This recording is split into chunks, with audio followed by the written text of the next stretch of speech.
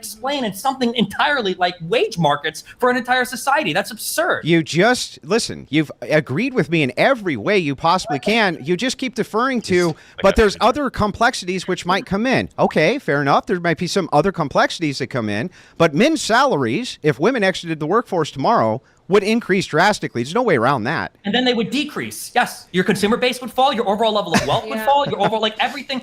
Why would your consumer base fall? Andrew Wilson causes Destiny to spurg out yet again on a debate about women in the workforce. Destiny thought he could push Andrew into a corner, and when he found that he couldn't, Destiny, of course, loses it and can't control himself, which is always highly entertaining. Let's see how Andrew Wilson versus Destiny goes down. Together, and then that solves this problem. Okay, I disagree. How would we survive and live? The same way that we survived and lived for most of our history, which is without women inside the workforce. Men would abandon their homes to go to other women. What the first divorce case was because the guy ditched his wife and his kids and went to be with another woman. Which has what to do with anything? I'm a widow. Yeah. I mean, like, what would I do? What does it have to do with anything? It has to do with everything. What does it have to do with it? Survive? How will they survive? The same way that they've always survived without women in the workforce. There was not a problem with the survival before women were in the workforce. There won't be a problem with survival post. Women are enabled to be in the workforce only through the usage of technology. If you look at the Wait, don't do this diatribe. Answer the question. How would a woman, let's say a woman gets widowed, how does she survive? She would probably remarry. But not only that, the assets of the husband always have traditionally gone to the woman. Not only that, there's usually an obligation from the family of the person you were widowed from who's going to help you out. The man was doing everything right. Like the man. I just want to point out how quickly how really creepy and cringy it is just to see Destiny with these two girls right there, especially with all the allegations that have come out. It's just the Coomer Gremlin with his harem in tow. It's just it's just working hard. we can't assess all of society just based on what if a meteorite strikes you. That's not fair. And I'm sorry. Hang on, let me finish, lady. I'm sorry that a fucking meteorite might strike your husband and he might die, but we're not going to make a societal prescription based on that. That would be insanity. So yes, there's going to be some unfairness baked in, but we can't, unfortunately, alleviate all unfairness from every situation over all times. We can't do that. Isn't it common right now that like the average savings rate is like negative for like people under 35? So basically every widow under the age of like 35 or 40 is just fucked? First of all, they're not fucked. If you were to reduce the women's participation in the workforce, you would see a massive increase in salary, more than likely, for men.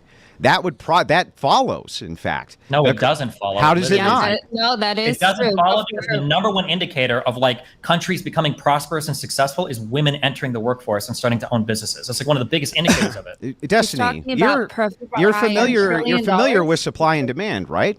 If you have less workers, do you have more of a supply of workers or less of a supply? You understand that when you go answer to my high question school, like I just answered yours. No, I'll answer your question. Then just say yes. The supply and demand X graph is an incredibly crude and simplistic way to analyze markets. Yes, of course, if you remove all the women from the workforce, the men will get higher wages. Then why the fuck did you just argue they wouldn't?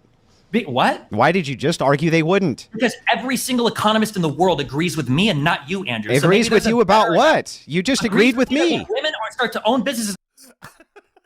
I love it when Andrew debates Destiny because he triggers Destiny so fast. And I love it. I love seeing Destiny get triggered because F Destiny.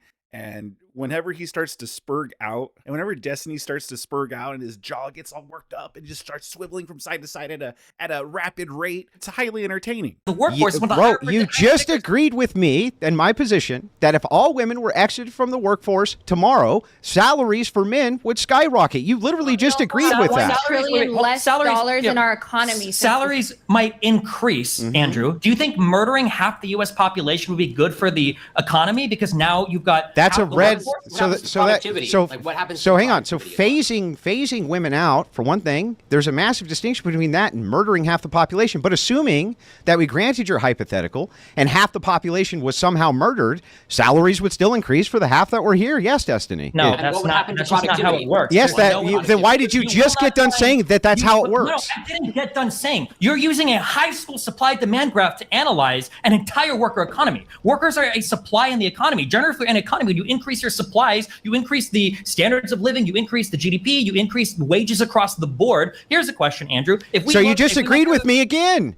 No, I didn't. You did. Andrew. I agree with you that the very crude supply-demand graph might seem to support what you're saying, but there's a whole bunch of reasons why a crude supply and demand graph would never explain in something entirely like wage markets for an entire society. That's absurd. You just, listen, you've agreed with me in every way you possibly can. You just keep deferring to, but there's other complexities which might come in. Okay, fair enough. There might be some other complexities that come in, but men's salaries, if women exited the workforce tomorrow, would increase drastically. There's no way around that. And then they would decrease. Yes, your consumer base would fall, your overall level of wealth would fall, your overall, like everything.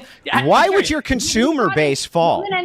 Yeah, exactly. I was like, your consumer base would fall. Like, what the heck? If there was less women in the workplace, people would stop shopping at these stores or where have you, whatever business it is. What? Workforce has brought so much money to the economy when you compare it to like if women were never, that those changes never happened.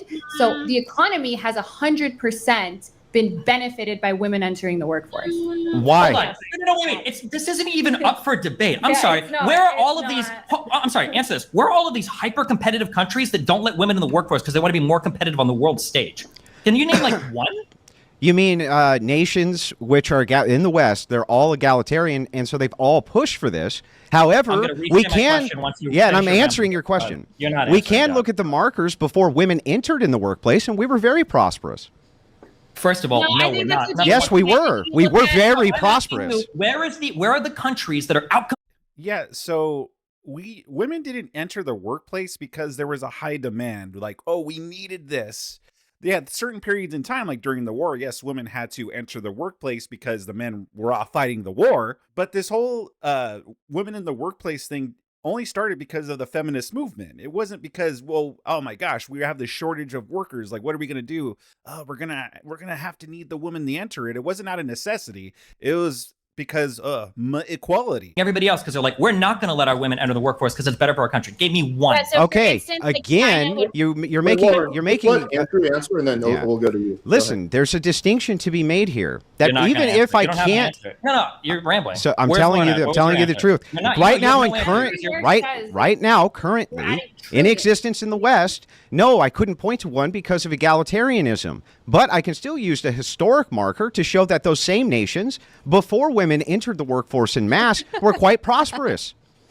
Sorry. I think it's like a decent point. How did that not answer your question? Because he asked you for an example of a country today that exists. All Western nations were prosperous even before women entered the workforce. All of them. You're giving me the argument that like women entering the workforce is like I don't know, has made it so reality TV has appeared. You're just correlating two things that aren't necessarily related to each other. The way that you would study this in econ is you wouldn't go, what was it like 500 years ago? And now let's compare it today. You would compare one country to other countries. In econ, you wouldn't look at the historic standards? I think you would. No, you would never look. No, you don't look at. That's why when you don't look at historic standards? No. Open the NBR. Open any econ study ever. You don't say like, oh, well, 50 years ago, what was it like? Let's see how this. Like, for instance, when you do minimum wage experiments, you go state by state. You pick placebo cities. So when a Keynesian economist. Sorry, goes to the goes it. If a Keynesian, hang on, stop. Whatever economist you want, but I'll just say Keynesian. If a Keynesian economist goes in and to a government position and he wants to offer economic solutions, wouldn't he appeal to Keynes and Keynes markets and solutions? And those market solutions are going to be based on those standards from that. What do you mean? No, you don't go up to a guy and you go, hey, what about Keynes? Hey, what about the 1950s? You do. No, you. Okay. For economics, of course you do. No, I'll even grant you that. But they would highlight examples of, hey, this country implemented Keynesian economics or economic policies, and then this is how it played out. No, we don't use a historic standard, remember? Destiny just said you don't ever look at a historic standard when it comes to the economy. It's that is the dumbest single thing I have ever heard in my life, by the way. I have never heard anything that stupid in my life. Now, I want to ask you, Corey, do you think that it's unwise to look at historic standards when you're making economic policy, Corey? Across the board, universally, no, there are some lessons to be learned from history, but to Destiny's point, like making economic policy today, generally speaking, is driven by data generated today and looking at other policies. Yes, but you're still looking at a historic standard and you're comparing the data. That way you know which is good and which is bad policy. Can you give me an example? How can you make a policy for the future piece of econ research that's looking back to the 1950s for modern day insight into how we should be doing government policy? Oh yeah, well that's done all the time. Of course. Of course. Then you should be able to name one time it's done. Well, I can send over tons of data that goes over 100 years of economic policy. I just did. Keynesian economics, Austrian economics. That's not a policy. That's not anything. No, hang on. The Keynesian economics is our current policy, Destiny. You're oh God, why am I getting baited by this? I'm sorry. Keynesian economics is our current. I'm sorry, it is. If you like seeing Destiny spurg out, smash that like button. Subscribe to my channel if you're enjoying so far. That'll help me out a lot. Let's continue. Comics. That's why we're gonna raise the rates. Hang on. I promise Lauren can talk. Let her talk, and then we'll. Yeah. Okay, Andrew, I agree with you a lot in this debate. However, with Destiny's point, why, for instance, wouldn't China force all of the women to stay at home and then have all of the men be in the workforce if truly that was what created the most prosperous? One of the biggest problems right now is a labor shortage. It's actually due to a lack of human beings. I understand. Is the labor shortage good because it increases wages, Andrew? Let me finish. Yeah, tell us. Remember the supply demand. No. It has not increased wages. I like how Destiny is just talking smack on the supply and demand graph. That's the standard basic graph, though, that explains supply and demand. Yeah, I know there's more to it, but I mean, it's a pretty simple graph that's used universally. Not just high school, but now that it makes Destiny look stupid, now he has to belittle the supply and demand graph. Essentially been stagnant. There hasn't been much in the way of wage increases at all, Destiny. Because of women, and I think that's a lot of it because of women in the workforce, actually. There's a labor shortage, though, Andrew. Less workers. What's that? If you have more people in the workforce. Yes, hang on. Yes, Destiny, wait a second. And since the labor shortage, that was basically the first time in my entire lifetime, probably yours too, where people could actually go in and begin to negotiate salaries because of this shortage. Yes, Destiny. Yeah. Okay, you get it now, Destiny. Yes, you proved your point. So then answer Lauren's question. Why does he try to say, hey, what? Okay, what was the answer? So no, you need to concede. So concede on this point. Why doesn't China tell women? First, back up and concede to the point that I was correct. I'm not conceding anything to you. So wages haven't been stagnant due to women in the workforce, even though you just said that. You won't concede that point. Again, women in the workforce have increased the productivity and increased the real wages and increased every level of economic success, every indicator in every country around the world. That's why, to Lauren's question, why doesn't China tell women to stay home from work? Why doesn't China tell children to stay home from work? This isn't the win or the own that Destiny thinks it is. There is, again, a worker shortage, which is going on globally. He's not answering the question. He has no answer. That is the answer. There's a debate tactic, literally. No, how is that not an answer? Because I'm asking you, why doesn't China stay... Wait, let me see if I can bridge the gap. Andrew, are you saying that the reason that China doesn't tell women to stay at home is because there's a labor shortage? They don't have enough labor force to do that. This is right now. This is a global phenomenon, and this has to do with the fact that China had a one-child policy, and it's the same thing with our fertility rates here. We can't keep up with the supply right now. We just can't do it because you have the essentially the 18 to 30-year-olds are going to subsidize the generation before and the 4 generations after.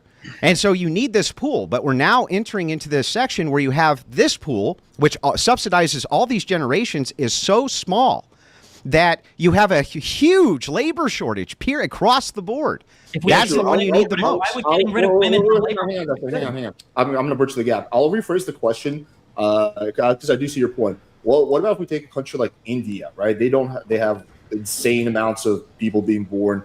Why would they, following Destiny's logic, why would they not just exclude women from the workforce? Logic. Thank you very much. Well, I mean, India's caste system does often exclude women, and some of the Muslim nations often do exclude women. So I don't know what you're talking about. In this case, we're talking about a Western phenomenon. We have entered into a labor shortage China's the West? Because of I'm talking Japan's about I'm Korea's giving you a prop. And by the way, yes, South Korea is completely westernized, 100%. Do you disagree, Destiny? I don't know what your definition of westernized is. They listen to they're basically a U.S. port at this point. I don't know what that means. But okay, they're basically, we run South Korea. South Korea is a massive American port. Our culture has definitely since the Korean War, reframed South Korea. It's basically, it might as well just be like an extension of an American state at this point. Andrew's right about that, but let's let him answer the. No, I want Destiny to answer to this. Would you agree that that's true? I'm not answering until you answer the China question. You haven't answered it. You just made a claim. You said, what about South Korea? Is that the West? Well, yeah, kind of. Away. I made this claim because you said only Western countries do this, but countries around the world. No, I'm not saying just the West. I was just giving you a reflection of the West. I'll ask the question one more time so the audience can hear you evade it. If you said that removing women from the workplace was good, why doesn't China just order it to happen? Because it would be good for the country. Well, like I said, at the moment, China is dealing with a problem which happened from their one-child policy. They're dealing with a labor shortage as well because this key demographic that they rely on. All right. How is this not an answer? No, that's because you're saying there's a labor shortage, so they're not going to get. What? He's answering the question. No, hold on, Alex. He's not. He's saying there's a labor shortage, so they don't want to get women off of the workplace. What do you think would happen in the United States if we axed 50% of our workforce when our unemployment is at like 3.25%? Didn't say that you should axe it tomorrow. I had a plan to gradually phase women out so that women were more comfortable staying at home than in work. And so this way we could try to get our population back up because it's been completely devastated. When you've moved off of day. Yeah, they seem to forget that Andrew did say phase women out of the workforce. He didn't say just right now, just fire all the women. He said it would phase them out gradually to where we get to a point what would need to happen. We wouldn't be able to just fire all the women and then make them stay home, especially in this economy right now. Yeah, no, it wouldn't be good. But yes, a phasing out. I mean, listen, I don't have a strong opinion on this one way or another. I mean, I guess like a phasing out, like I don't see what the issue with that is. Like I don't see where the problem with that is. A phasing out could work. I think Andrew got the China thing a little bit wrong though. Again, I mean, maybe this is due to a labor shortage, but again, doesn't China have like child labor over there? China apparently is willing to use women and children. And also, I think, doesn't that lead to like decreased wages? I mean, they don't get paid very well. That's why all the imports from China are so cheap, because they use like child labor. So that's what I would have said. Again, I'm not an expert on this topic, but just from the very little knowledge I know in my very small manly brain, that's what I'm able to gather. So I don't think the whole China thing was the own that Destiny thought it would be. But what did you guys think about this? And who do you think was correct? Do you agree with Andrew? Do you agree with Destiny? Did you enjoy seeing Destiny spurg out? Again, I know I always do. Sound off in the comment section below. Subscribe to my channel if you enjoyed this video. You'll be helping me out a lot. Thank you to all my new subscribers, by the way. I really appreciate it. I just crossed the 10,000 threshold not too long ago. Thank you to all my new viewers. I really appreciate you guys a lot. If you enjoyed seeing this clip, I got more for you on the screen that I think you'll find highly entertaining.